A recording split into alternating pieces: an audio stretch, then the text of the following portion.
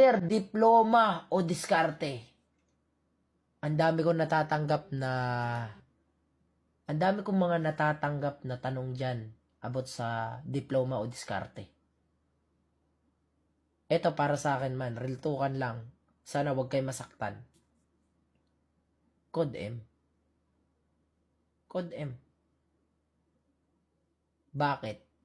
Marunong ba magmarsilin yung teacher nyo pag pinili mo yung diploma? Marunong ba mag-shotgun throw yung mga nagdidiskarte dyan sa paligid? Hindi. Kasi pag code M player ka, kaya mo mag-snowboard movement, marsilin, marunong ka pa mag-shotgun throw. At dami mong pwede gawin.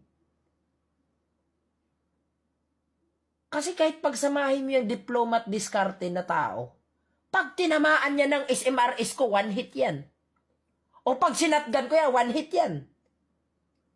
Kaya pag tinanong ka kung diploma o diskarte, Code M. Code M. Next question!